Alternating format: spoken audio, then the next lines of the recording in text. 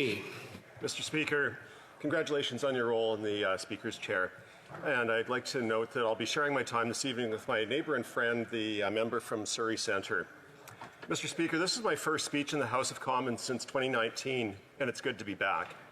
I'm proud to say that I'm visiting the traditional and unceded territory of the Algonquin and Anishinaabe Nation from the traditional and unceded territories of the Coast Salish peoples, including the Katzie, Kwantlen, Matsqui, and Semiahmoo First Nations.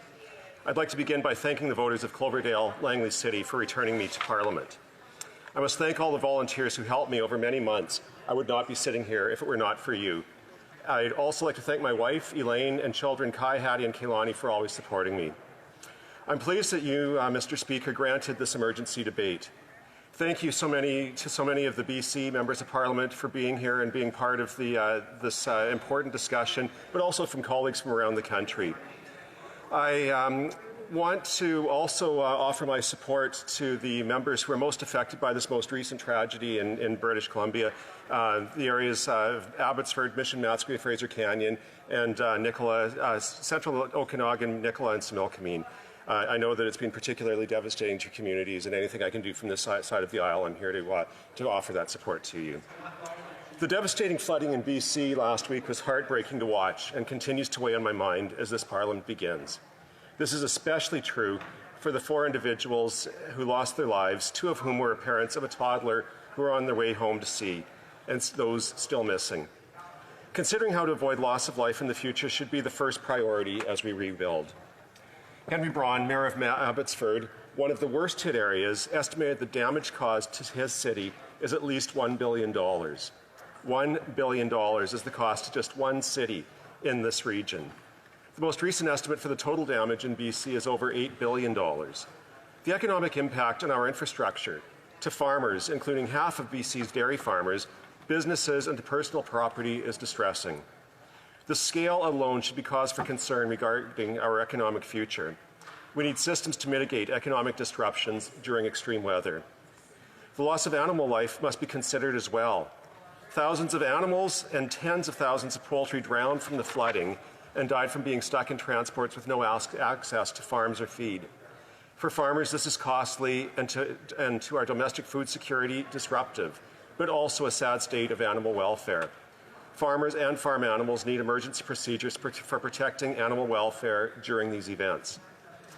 The losses to our critical infrastructure, particularly bridges and segments of railroad, are causing shortages in key household goods. Gasoline is being rationed. Some of the infrastructure will take months, if not years, to repair, posing challenges for our communities, provinces, and country. Many of these routes move goods to and from Canada's biggest port, the Port of Vancouver, and the rest between there and the rest of the country. For our food security and supply chains, how to withstand another event such as this needs to be central to the reconstruction of this infrastructure. I must acknowledge how my constituency managed during the flooding. While Cloverdale Langley City is close to Abbotsford and many of the hardest hit areas, it avoided the devastating flooding this time. However, residents did face property damage that, as we emerge from COVID-19, is another economic hurdle to overcome. Fortunately, our government is already investing in climate adaptation. In 2019, our government invested over $76 million in Surrey, Delta, and the Semiahmoo First Nation to implement a comprehensive flood adaptation strategy to increase resilience for over 125,000 residents in our region. Some parts of my riding are playing an important role in food security, including Heppel Farms. Working sandy loam soil, their crops withstood the rains and will be able to provide for the greater region as we experience losses in BC's interior. The effects of the flooding go far beyond the lower mainland, though. Much of BC's coast was impacted by flooding last week and is again, as I speak, experiencing further downpours of rain. With the next 3 storm events in the coming week expected to also be atmospheric rivers, we don't know what the next round of rainstorms could bring. Communities in the interior, including Merritt and Princeton, were also negatively affected. Extreme weather events are not restricted to BC either. Atlantic Canada is simultaneously being subjected to unprecedented rainfall, and the prairies have suffered terrible droughts this year. Recovering from this event will take commitments from all levels of government. Inaction will continue to cost society. Insurance claims will drive up insurance costs, and in some areas, insurance isn't available if property is in a floodplain. This puts pressure on governments to help homeowners rebuild following these types of catastrophic weather events. No human life should ever be lost. Farm animals need to be protected, as does personal property. With loss of life, economic impacts, animal welfare, and supply chains in mind, the catastrophic flooding last week is the most recent illustration, and perhaps the most significant, of how necessary climate adaptation, mitigation, and resiliency are to Canada. Our country is warming at twice the rate of the global average. In the Arctic, it is 3 times the rate. Preventing warming past 1.5 degrees Celsius will mean for us 3 degrees, and the Arctic 4.5 degrees. These effects are why our government is ready to move faster on climate initiatives than we have before. We demonstrated that this year with our ambitious targets of 40 to 50% reduction in our emissions. At COP26, by committing to ending thermal coal exports by 2030, capping and reducing the oil sector's emissions to net zero by 2050, and aiming to cut our methane emissions by 30% no later than 2030.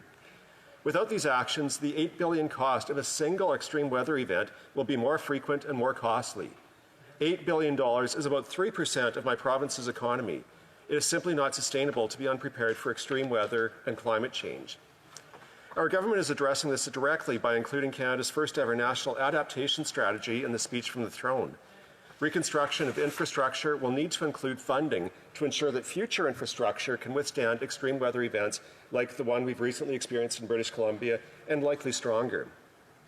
Our national strategy will need to include processes for protecting businesses and farms, including their animals.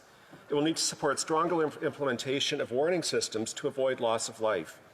Mr. Speaker, I'd like to say that we don't fully understand the devastating impacts that this and similar weather events will also have on things like the wild Pacific salmon population.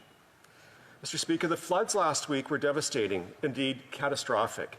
There is no other way to describe them, but they serve as a terrible reminder of the urgency and fortitude that our government and every MP here must act with to implement strong climate action to avoid such events in the future.